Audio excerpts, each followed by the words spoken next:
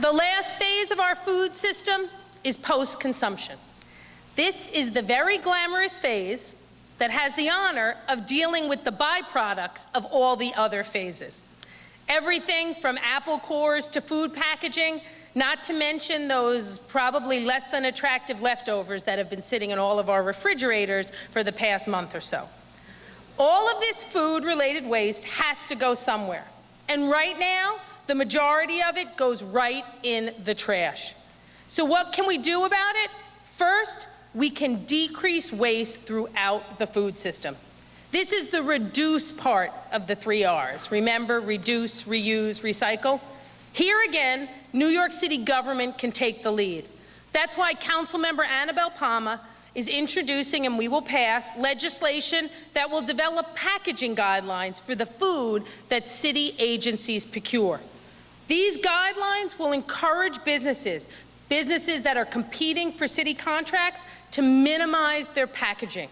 And remember, we're the second largest food buyer in the country. So when we say we want something, businesses listen. Now, packaging is part of the problem, but food itself, it accounts for more than 1/5 of all our garbage. Right now, we spend millions of dollars shipping it out of our 5 boroughs, mostly to landfills or incinerators. So that brings us to the other 2 R's, reusing and recycling. We need to stop thinking of food scraps as garbage and instead start thinking of them as a resource that can be used for fertilizer or even for renewable energy.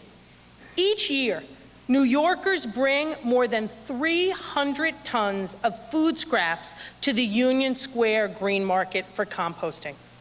And I'm proud to announce that this year, the City Council will be expanding this program and taking it to all 5 boroughs.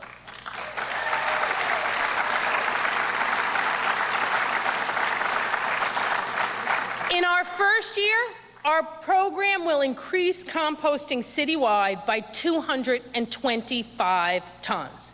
Now, this is a great first step, but 225 tons, it's just a drop in the garbage bucket. That's why this summer, thanks to the leadership of Council members Debbie Rose and Tish James, we passed a law to begin the work of bringing composting to all 5 boroughs. We could clap for that too. We love composting. But composting isn't the only way we can use food waste as a resource. How about grease and oil? And I'm not just talking about the cast of the Jersey Shore. Come on. There wasn't a lot of jokes in this speech, people. Give me a little something here. Anyway, I'm talking about the grease and oil produced by restaurants.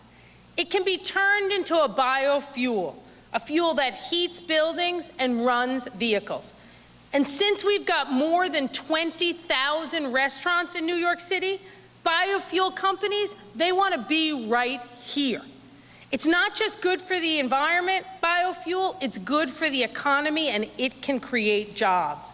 Already one plant is opening in the city to process our food grease.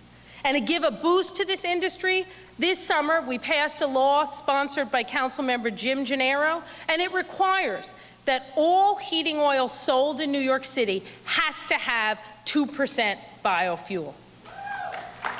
Biofuel enthusiast.